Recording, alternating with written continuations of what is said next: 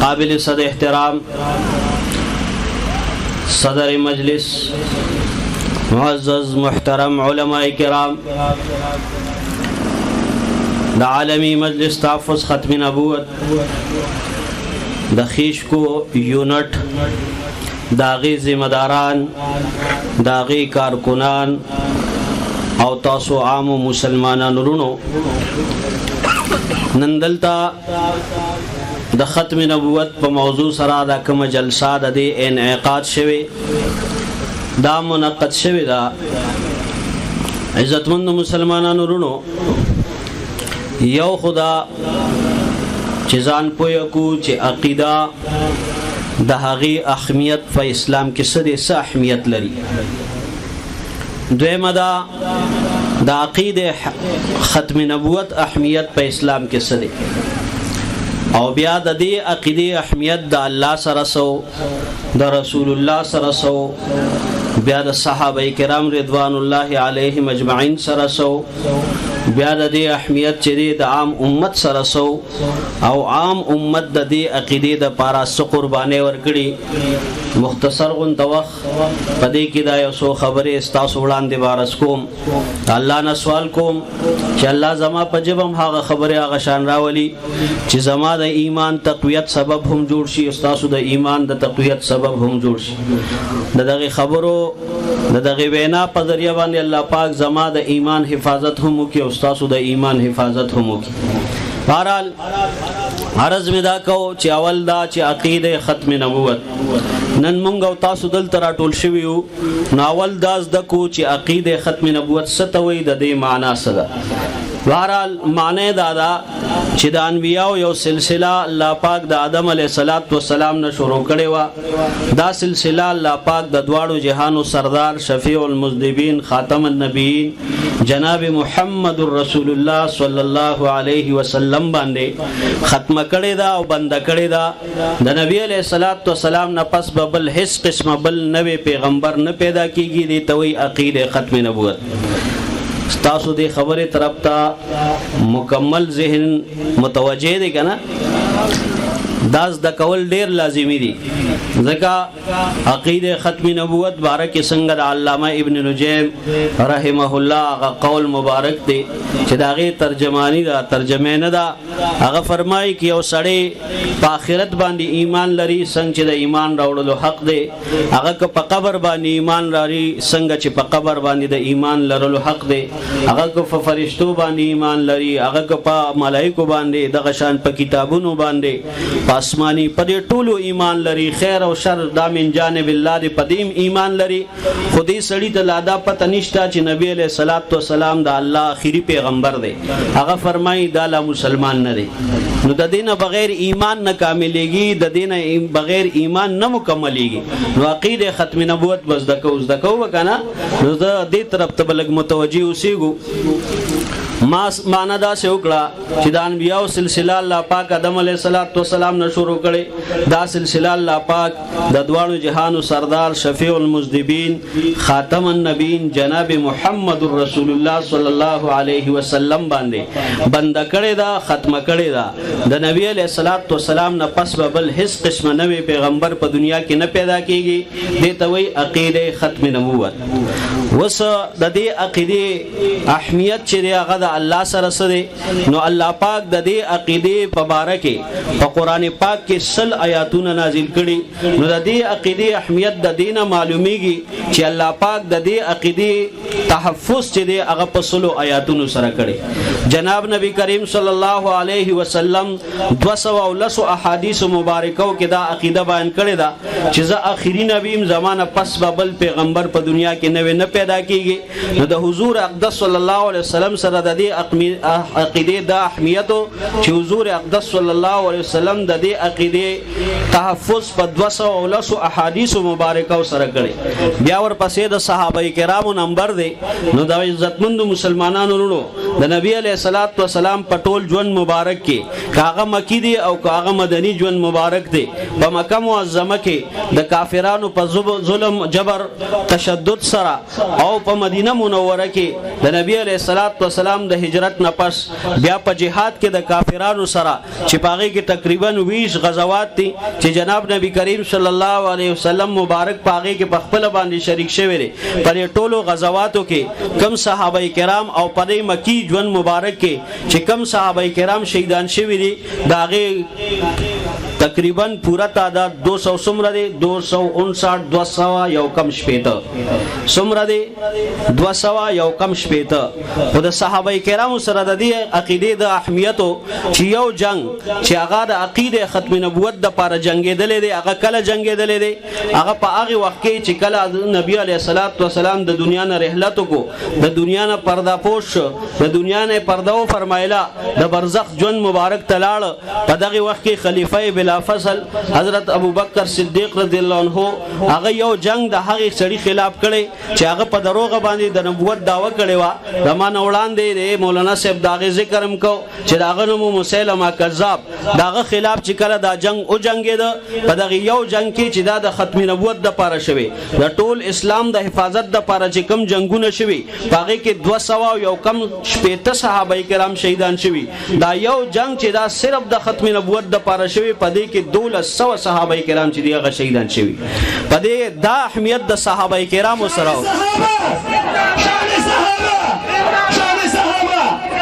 ان شاء الله اخیری کې بدودري ناره وخو اول خبره ووري تاسو ټیم مختصر دی بهرحال فارض می دا کو څومره صحابه کرام شهیدان شوی دي 1200 صحابه کرام پدې کې او یا صحابه کرام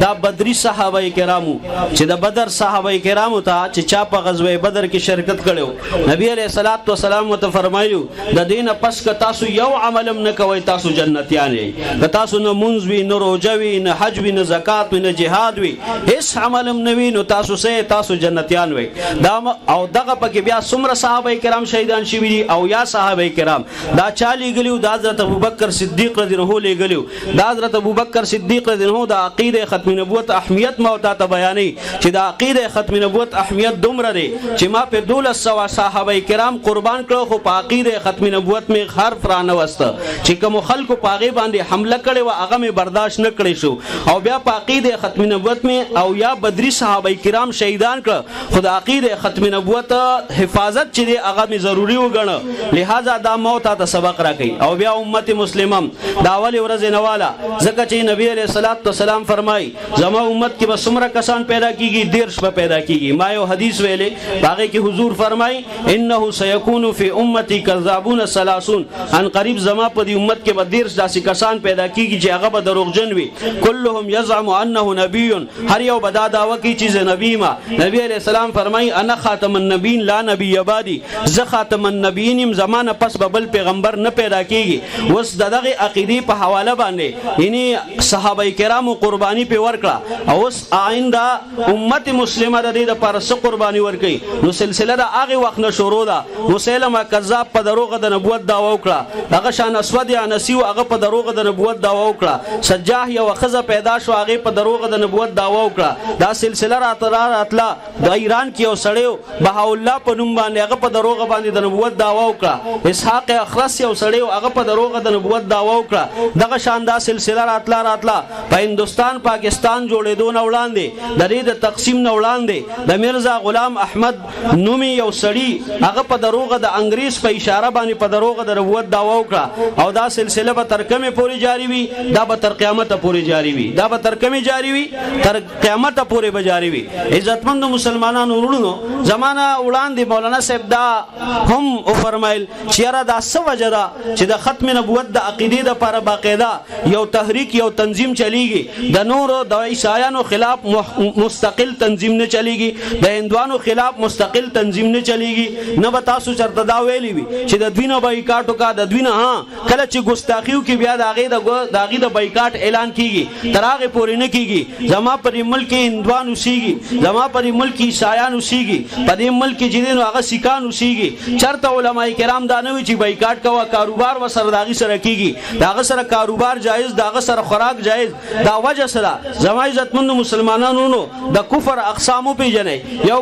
کفر مطلق دی چې هغه کفر د کفر په صورت کې پیش کړي یو کفر چې دی هغه منافقت دی د منافق چې دی د منافقت پته نه لګيږي داغه سره احکام اسلام والا کیږي ځکه منافقان کم چې د نبی عليه الصلاه والسلام په دور مبارک کې هغه خو نبی عليه الصلاه والسلام ته الله پاک خولو داغه نه پس د منافق سړي منافق هغه ته وی چې هغه په خله باندې کلمه د لا اله الا الله محمد رسول الله وی پزړه کې هغه کفر ساتي د سره به احکام مسلمانانو والا کیږي د باقی چې معاملې د الله سره ده وګوره یو کافر چې دی هغه کفر د کفر په حالت کې پیش کوي لہذا چې کم سړی کفر د کفر په حالت کې پیش کوي دا هغه احکام اسلام بیل بیان کړی دي داغه سره چې دین وسو په دنیا کې کاروبار په بعض حالاتو کې جایز داغه سره خوراک جایز داغه سره معاملات جایز حتی چې اسلام هغه ته دومره پورې حق ورکړی دی کداغه کافر ته یو مسلمان رور هغه نقصان د مسلمانانو په ملک ورسي دغه مسلمان رور نه با دغه کافر په بدله چې دی مسلمان ملک اخلي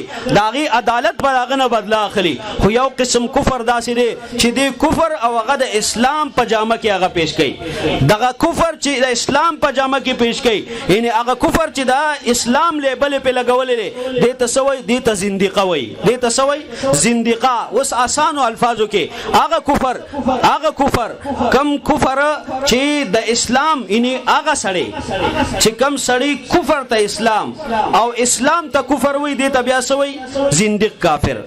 یو عیسائی دی یو هندو دی یو سکھ دی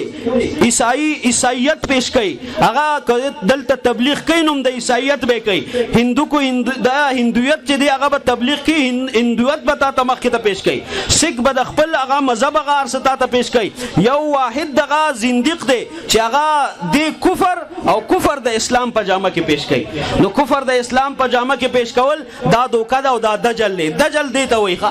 دجل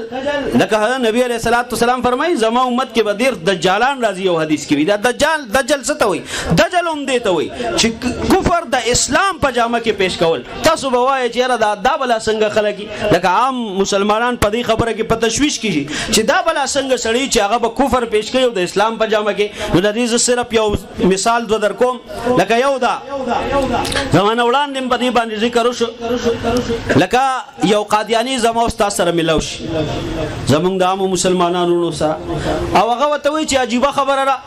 تاسو د علماء کرام دا په محراب او منبر باندې لګیا دي وای تاسو کافران دي ز کلمه ویم چې لا اله الا الله محمد رسول الله تم کلمه وای چې لا اله الا الله محمد رسول الله ته کلمه وای ته مسلمان ز کلمه ویم ز کافر قادیانی اعتراض کوي باندې بیا به ته وی چې ښا تم وای چې آیات خاتم النبیین ما ته وایو آیات خاتم النبیین چې کوم دا ختم نبوت آیات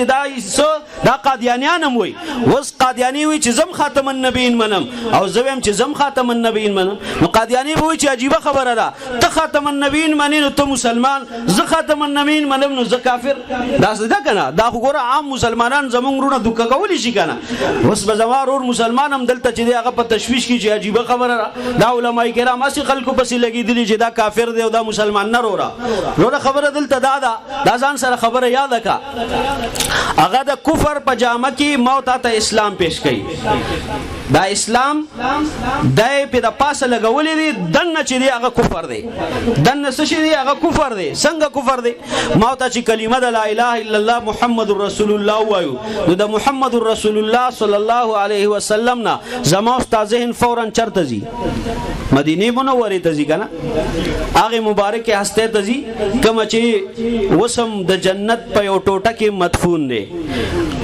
او زموستا احوال پاغه باندې پیش کیږي زموستا درود پاغه باندې پیش کیږي عزتمند مسلمانانو دا صلی الله علیه وسلم دا وړغون ته جمله دا لازمي وایي د علماء کرام موجود دي چې کله د حضور اقدس صلی الله علیه وسلم نوم مبارک هغه د چا په وړاندې باندې واغستل شي او د صلی الله علیه وسلم اونوي نو جبرئیل علیه السلام وتخیری کړی دي او جناب نبی کریم صلی الله علیه وسلم پاغه باندې امین ویل دي او کم سړی چې صلی الله علیه وسلم وینو داغه د پر بیا خوش خبرې ډېرې دي، لس رحمتونه پر راوريږي، لس نیکي چې دې سیوا کیږي، لس درجه په جنت کې بلندېږي، لس پیری وته الله پاک د رحمت په نظر باندې ګوري، او لس ګناونه میټاويږي، لس نیکي د په عمل نامه کې لیکل کیږي. نو صلی الله علیه وسلم دا وایو وکنه ان شاء الله. نو کله چې لا اله الا الله محمد رسول الله دا کلمه ما ته وې، زما استاد هند ډایرکټ چرته لاړ، هغه چې په مکه معظمه کې پیدا شوی، هغه په مدینه منوره کې مدفون دی، هغه چې د حضرت عائشه صدیقه رضی الله عنها په حجره مبارکه کې مدفون دی، هغه چې د دوو یارانو په منځ کې مدفون دی، هغه چې دا دریو کسانو ترمنځ به د قیامت پر ورځ را پاسي، یو طرف ته حضرت ابوبکر صدیق رضی الله عنه، بل طرف ته حضرت عمر فاروق رضی الله عنه، په منځ کې حضرت عیسی علیه السلام او جناب محمد رسول الله وي، چې وسم داغه د قبر خوا کې یو قبر ځای چې دی هغه وسم خالی پروت دی، چې هغه د عیسی علیه السلام د پاره دی، عیسی علیه السلام برا کوزيږي، دا غینه پس په وفات کیږي، مسلمانان به په جنازه کوي او د جناب محمد رسول الله صلی الله علیه وسلم سره په خوا کې مدفون کیږي. نو زما استادین ډایرک التلال هغه ته نه مراد دی، او قادیانی زوینا چا تاسو کو وته وی چې تاسو ګوره د هر نبی کلمه جدا ده، صحیح شو کنه، یعنی دا دویم جز د کلمې دا جدا دی کنه، دا دویم جز د کلمې دا جدا دی، لا اله الا الله عیسی روح الله، لا اله الا الله موسی کلیم الله، لا اله الا الله ابراهیم، دا هر یو نبی چې دا سی دا جدا دی، او د جناب محمد رسول الله سره لا اله الا الله محمد رسول الله. وس قادیانی زوی ته وی چې کله تاسو مرزا غلام قادیانی دا د الله رسول غنئ او دا وای چې دا د الله رسول له، نو څنګه چې د نور انبیاو کلمه ځان لره، نو څنګه چې د مسلمانانو کلمه ځان لره، نو تاسو قادیانیان ځان له یو کلمه جوړه کې چې پاږي کې د قادیانی ذکر وی کنه. ګوره دلته هغه کفر چې دی د اسلام په جامه کې پیش کوي، کفر د اسلام په جامه کې هغه وتسوي دیته وي دجل، دیته وي زندقه، دیته وي زندقات، چې هغه اسلام سره داسې پیش کوي کفر د اسلام په جامه کې. د مرزا غلام قادیانی زوی وته وي مونږ ته د دویمې کلمې ضرورت نشته، ولې وی سو وجه ده، هغه وی من نعوذ بالله دا اوس کفر وي ښا، نعوذ بالله، هغه وی زمونږ عقیده ده چې نبی علیه الصلاۃ والسلام دنیا ته دوه پیری راغله، یو هغه چې په مکه معظمه کې پیدا شوی، او دویم نعوذ بالله هغه چې د مرزا غلام قادیانی په شکل کې په قادیان کې پیدا شوی دی، نعوذ بالله. ان د دې مرزا لعین د دې بدبخت په شکل کې نبی علیه الصلاۃ والسلام دوباره دنیا ته راغله، نو هغه وته وی چې مونږ کله کلمه وایو چې لا اله الا الله محمد رسول الله، نو د دین مراد زمونږ دغه مرزا غلام قادیانی ته نه مرادی نه چې محمد رسول الله. نو دا اوس کلمه پیش کړي او وی د اسلام کلمه او پاږي کې کفر چې دی هغه پیش کړي، پټ پکې کفر دی، نو دته وی زندقه. عیسائی چې دی هغه لا اله الا الله عیسی روح الله وی، هغه د عیسی روح الله نه عیسی علیه السلام مراد علی، دغه شان کې نور انبیاء علیه الصلاۃ والسلام کلمې دي، پاږي ټولو کې ته مراد هغه دی، دا صرف دا زندقان دي چې هغه کلمه د اسلام وی او مراد ته نه کفر وی، کلمه د محمد رسول الله وی او مراد ته نه مرزا غلام قادیانی وی، نو دته وی زندقه دته سوی. نو د دې وجنه ما ته چې کلمه وایو د دې سره زما او ستا ایمان سیوا کیږي، او کله چې قادیانی کلمه وای نو داغه سره بیا سکیږي داغه کفر سیوا کیږي. دویم دا چې ما تاسو ته عرض وکړ چې آیات خاتم النبیین مونږ منو، مرزا غلام قادیانی منون کوي، مونږ آیات خاتم النبیین منو، څنګه منو؟ ما ته وایو چې ما کان محمد نه دا محمد صلی الله علیه وسلم ابا حدین د چاپلار من رجالکم تاسو په سړو کې، ولکن رسول الله، لیکن دا د الله رسول دی. په دې آیات مبارکه کې د نبی علیہ الصلوۃ والسلام نوم مبارک هم ذکر دی، په دې آیات مبارکه کې د نبی علیہ الصلوۃ والسلام کار مبارک هم ذکر دی، او په دې آیات مبارکه کې د نبی علیہ الصلوۃ والسلام مقام آیا مبارک هم ذکر دی. نوم محمد او کار مبارک رسول الله، د الله د رسول کار سوی هغه بل آیات قران کې الله پاک بیان کړي، او دریم دا چې مقام محمد صلی الله علیه وسلم الله پاک بیان کړي چې دا خاتم النبیین دی. د خاتم النبیین معنی چې موت ته پوښ کو، نو اول به موت حدیث طرف ته ځو، ځکه د قران ترجمه د قران تفسیر هغه به معتبر وي کوم چې جناب نبی کریم صلی الله علیه وسلم کړی وي، دا غینه پس بیا صحابه کرام را نقل کړی وي، بل تفسیر موت ته قبول نه وي. د زما استاد اسلام اصول جدا، د قادیانی د اسلام اصول جدا دي، زما استاد اصول داري، اول قران دی، بیا سدي، بیا اجماع ده، بیا حدیث دی، بیا اجماع ده، او بیا ورپسې قیاس دی. او د قران تفسیر چې ما تا کو، نو مونږ وایو د قران تفسیر په قران سره، د قران تفسیر بیا سری په احادیث مبارکه سره، بیا د قران تفسیر دا اقوال د صحابه کرامو سره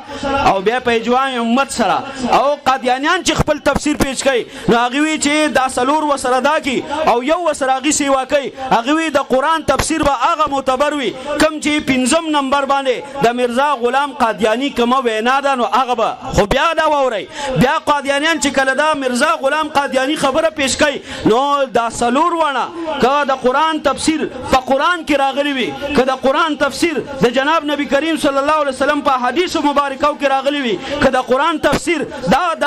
اصحاب کرامو د وینا مطابق هم راغلی دا ټول په ځای باندې پریدي هغه وی چې د قران تفسیر او د قران آیات حتی کدا د مرزا غلام قادیانی په وینا په مقابله کې راغی نو مرزایان قادیانیان وی چې بیا به مونږ د مرزا غلام قادیانی خبره اخلو او د قران هغه آیات به پریدو وی د قران آیات طبيعت اعتبار نشته نو مرزا غلام قادیانی دا کفر کوي دا لګیا دی کفر چې دی هغه د خپل خلینو راوباسي او قادیانیان په دغه باندې عمل کوي لګیا دی نو ګوره خاتم النبیین معنا مو ته داسې وکړو مو ته به تاسو د حدیث مبارکاونه کو نبی علیہ الصلوۃ والسلام فرمای انا خاتم النبیین قران کې مراغه خاتم النبیین حدیث کې مراغه خاتم النبیین اوس دمانی تپیسه دا د جناب نبی کریم صلی الله علیه وسلم نکو نو نبی علیہ الصلوۃ والسلام فرمای د خاتم النبیین معنا دا چې لا نبی بعدی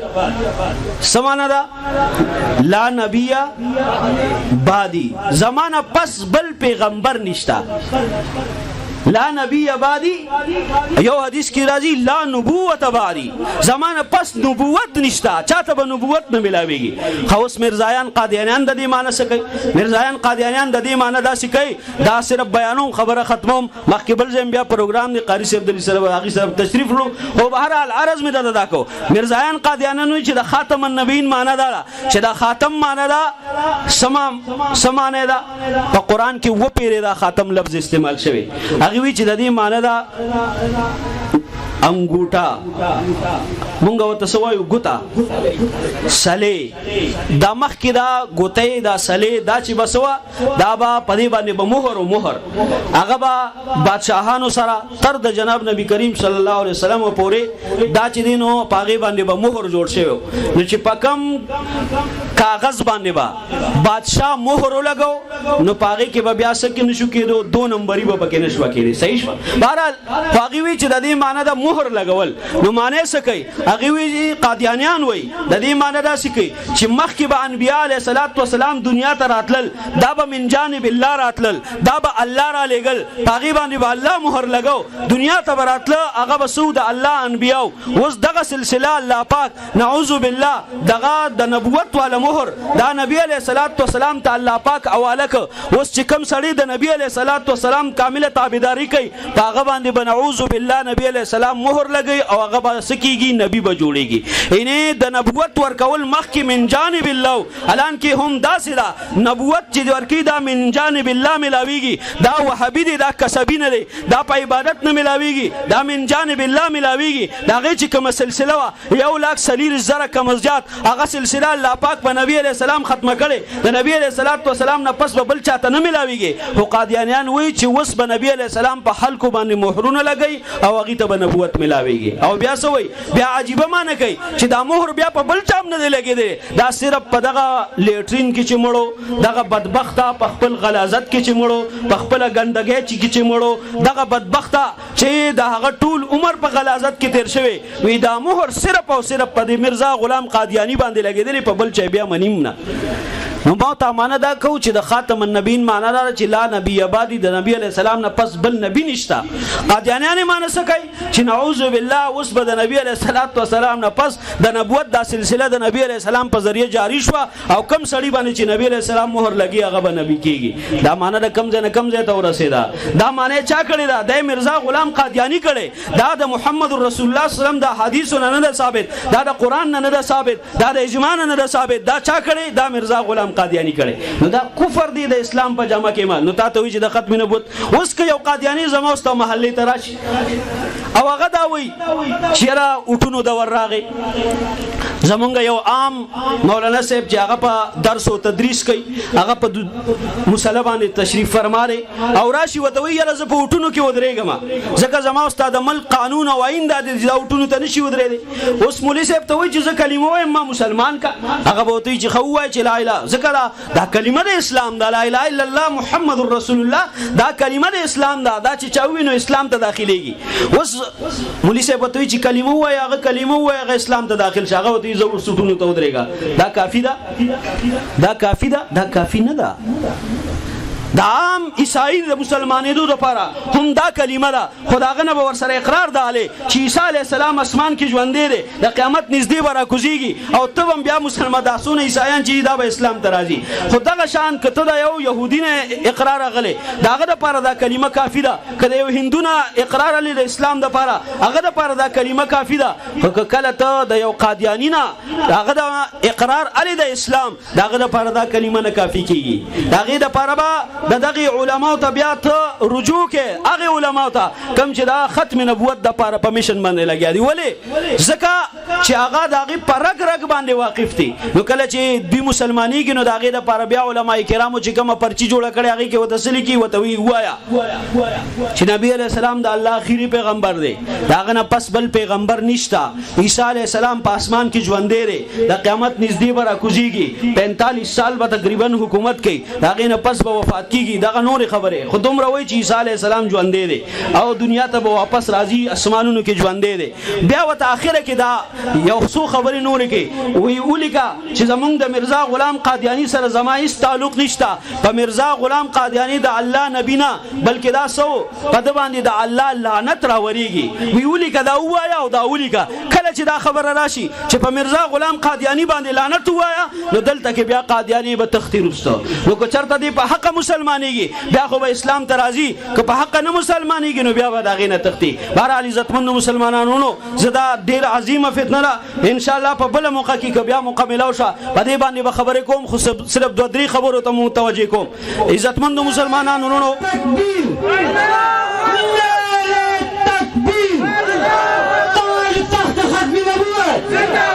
بهرحال دا تحریک دا حضرت ابوبکر صدیق رضی الله عنه د دور مبارک نه بلکې د حضور اقدس صلی الله علیه وسلم بذات خود دا تحریک شروع کړي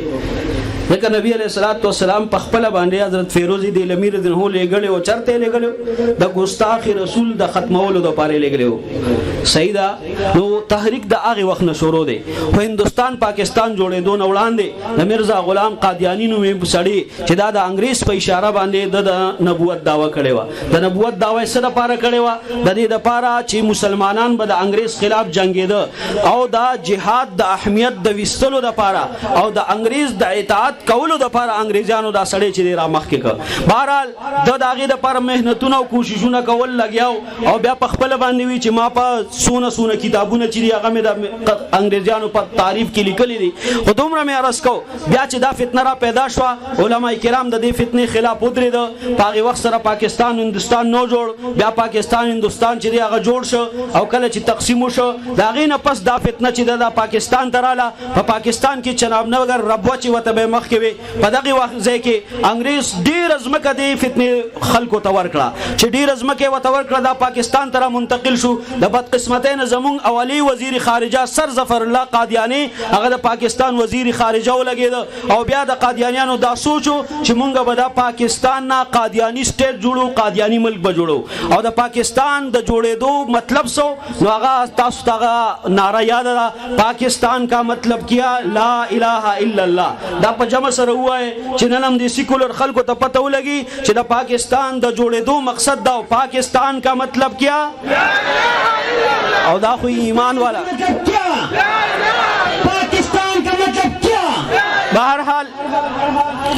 دا کلمه وا او دې سره بناره دا چې دستور ریاست کیا ہوگا محمد رسول الله دلته قانون او دستور د محمد رسول الله والا چلےږي بہرحال خدا په مونږ باندې مسلط کړی شو بیا د دې خلاف په 53 کې 74 کې 84 کې تحریکونه چلیدل زمونږ اکابر علماء دیوبند 3 جماعتونه جوړ کړي دي یو دوه چې دی هغه غیر سیاسي یو جماعت چې دی هغه سیاسي دی زمونږ سیاسي پلیټ فارم زما اکابر چې په تمامه دنیا کې د مسلمانانو आवाज وي په تمامه دنیا کې، کاغه په افریقا کې وي، که په برتانیا کې وي، په کوم ځای کې په مسلمان باندې هغه ظلم زبردستی کیږي، اګه په افغانستان کې وي، نو زمونږ د سیاسي جماعت، د علما کرامو سیاسي جماعت، د عوامو د سیاسي جماعت د هغې نوم چې دی جمعیت علما اسلام دی، چې د دغې